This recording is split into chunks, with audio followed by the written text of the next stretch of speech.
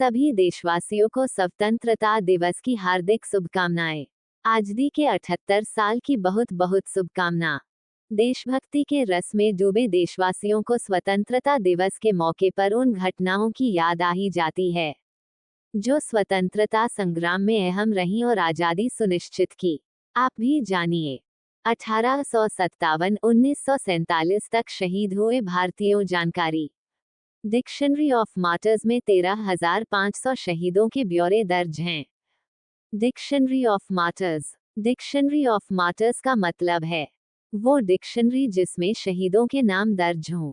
इसमें ब्रिटिश हुकूमत से भारत की आज़ादी के लिए लड़ने वाले नायकों के नाम दर्ज हैं। इसे संजोने का काम किया है Indian council of historical research (ICHR) ने। इस डिक्शनरी में साल 1857 में हुए पहले विद्रोह से लेकर आज़ादी मिलने तक हुए शहीदों का ब्यौरे दर्ज हैं। डिक्शनरी में शहीद की परिभाषा क्या है? इस डिक्शनरी में मार्टर्स यानी शहीद शब्द का इस्तेमाल उस व्यक्ति के लिए किया है जो किसी एक्शन या हिरासत में मारे गए या आज़ादी मांगने के लिए सूली पर चढ़ा दिए गए। इस डिक्शनरी में इंडियन नेशनल आर्मी और मिलिट्री में रहे लोगों का नाम भी हैं जो ब्रिटिश हुकूमत से लड़ते हुए शहीद हुए। इस डिक्शनरी में 1857 के संग्राम के अलावा 1919 में हुए जलियांवाला बाग असहयोग आंदोलन 1920-22, सविनय अवज्ञा आंदोलन 1930-34 और भारत छोड़ो आंदोलन 1942-44 के शहीदों को शामिल किया गया है। इनके अलावा 1915 से 34 तक चले कई क्रांतिकारी आंदोलनों के शहीदों को भी जगह दी गई है। ब्रिटिश हुकूमत में किसानों और आदिवासियों ने कई आंदोलन किए थे, इन्हें भी डिक्शनरी में शामिल किया गया है। इसके अलावा इंडियन नेशनल आर्मी 1943-45 के बलिदान को भी शामिल किया गया है। आखिर में रॉयल इंडियन नेवी के विद्रोह को भी जोड़ा गया है। कितने नाम हैं डिक्शनरी में? 5 खंडों में छपी इस डिक्शनरी में 13,500 शहीदों का ब्यौरे हैं। इन खंडों को इलाके के हिसाब से बांटा गया है। पहले खंड के 2 हिस्से हैं। इसमें 4,400 से ज्यादा शहीदों की जानकारी दर्ज की गई है। ये सभी शहीद दिल्ली, हरियाणा, पंजाब और हिमाचल से थे। दूसरे हिस्से में 3,500 शहीदों की जानकारी है। ये शहीद यूपी, उत्तराखंड, मध्य प्रदेश, छत्तीसगढ़, राजस्थान और जम्मू कश्मीर को शामिल किया गया है। तीसरे खंड में 1400 शहीदों की जानकारी है। ये सभी शहीद महाराष्ट्र, गुजरात और सिंध के रहने वाले थे। चौथे खंड में नॉर्थ ईस्ट, बंगाल, बिहार, झारखंड और उड़ीसा के 3,300 शहीदों के ब्यौरे दर्ज हैं। पांचवें और आखिरी खंड में 1450 शहीदों का नाम दर्ज है। इसमें दक्षिण भारत के राज्यों को शामिल किया गया है। ये शहीद आंध्र प्रदेश, तेलंगाना, कर्नाटक, तमिलनाडु और केरल के रहने वाले थे। Dictionary of martyrs. Dictionary of martyrs का मतलब है वो डिक्शनरी जिसमें शहीदों के नाम दर्ज हों। इसमें ब्रिटिश हुकूमत से भारत की आज़ादी के लिए लड़ने वाले नायकों के नाम दर्ज हैं। इसे संजोने का काम किया है Indian council of historical research (ICHR) ने। इस डिक्शनरी में साल 1857 में हुए पहले विद्रोह से लेकर आज़ादी मिलने तक हुए शहीदों का ब्यौरे दर्ज हैं। डिक्शनरी में शहीद की परिभाषा क्या है? इस डिक्शनरी में मार्टर्स यानी शहीद शब्द का इस्तेमाल उस व्यक्ति के लिए किया है जो किसी एक्शन या हिरासत में मारे गए या आज़ादी मांगने के लिए सूली पर चढ़ा दिए गए। इस डिक्शनरी में इंडियन नेशनल आर्मी और मिलिट्री में रहे लोगों का नाम भी हैं जो ब्रिटिश हुकूमत से लड़ते हुए शहीद हुए। इस डिक्शनरी में 1857 के संग्राम के अलावा 1919 में हुए जलियांवाला बाग असहयोग आंदोलन 1920-22, सविनय अवज्ञा आंदोलन 1930-34 और भारत छोड़ो आंदोलन 1942-44 के शहीदों को शामिल किया गया है। इनके अलावा 1915 से 34 तक चले कई क्रांतिकारी आंदोलनों के शहीदों को भी जगह दी गई है। ब्रिटिश हुकूमत में किसानों और आदिवासियों ने कई आंदोलन किए थे, इन्हें भी डिक्शनरी में शामिल किया गया है। इसके अलावा इंडियन नेशनल आर्मी 1943-45 के बलिदान को भी शामिल किया गया है। आखिर में रॉयल इंडियन नेवी के विद्रोह को भी जोड़ा गया है। भारत की आज़ादी 15 अगस्त 1947 को हुई थी। ये दिन स्वतंत्रता दिवस के रूप में मनाया जाता है।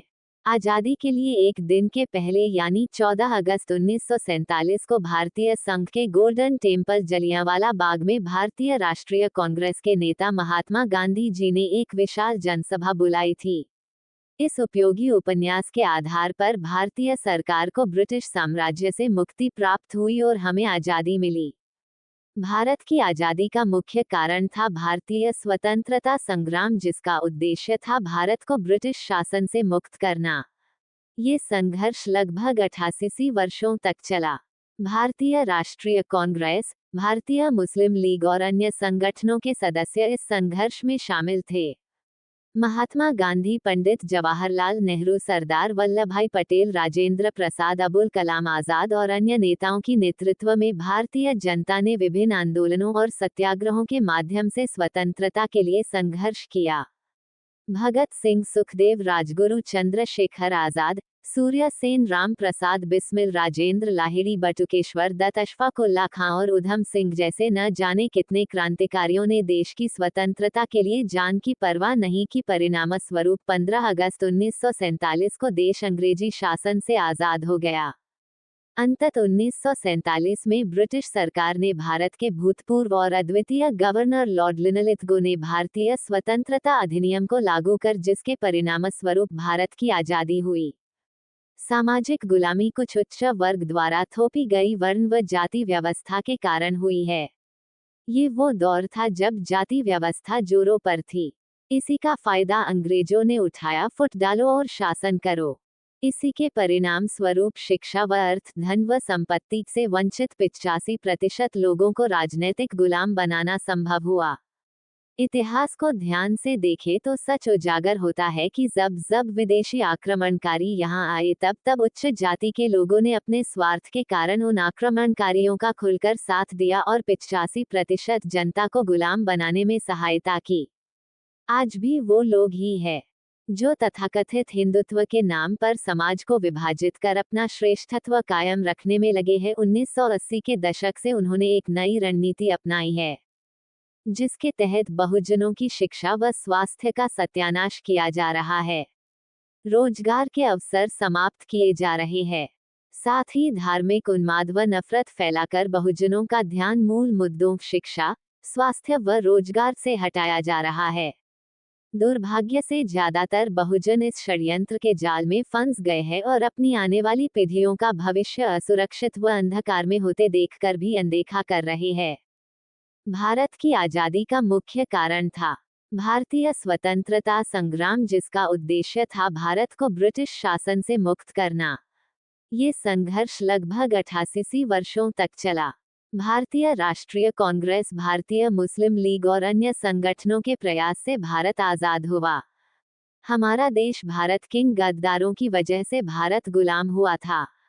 क्या आप बता सकते हैं कि विश्व का कौन कौन देश ब्रिटिश अंग्रेजों का गुलाम था और कब आज़ाद हुआ? ब्रिटिश साम्राज्य के अधीन देशों की सूची। अमेरिका। संयुक्त राज्य अमेरिका 4 जुलाई 1776 को स्वतंत्रता की घोषणा। कनाडा 1 जुलाई 1867 को स्वतंत्रता। अफ्रीका। मिस्र 28 फरवरी 1922 को स्वतंत्रता। दक्षिण अफ्रीका 31 मई 1961 को स्वतंत्रता। नाइजीरिया 1 अक्टूबर 1960 को स्वतंत्रता।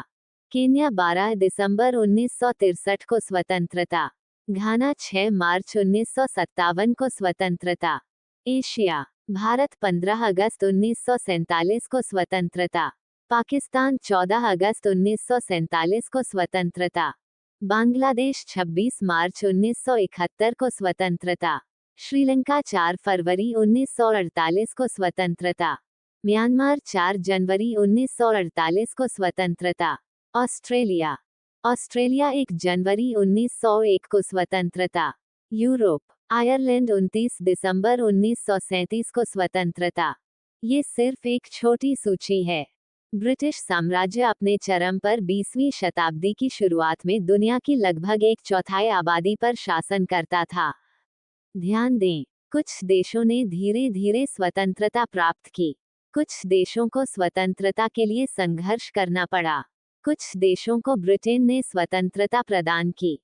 ये भी ध्यान दें, कुछ देश आज भी ब्रिटिश राष्ट्रमंडल का हिस्सा हैं, जो ब्रिटिश राजा या रानी को अपना राष्ट्राध्यक्ष मानते हैं। जय माता दी, जय शिव शंकर, हर हर Mahadev, Radhe Radhe. Please subscribe my channel, press the bell icon and share.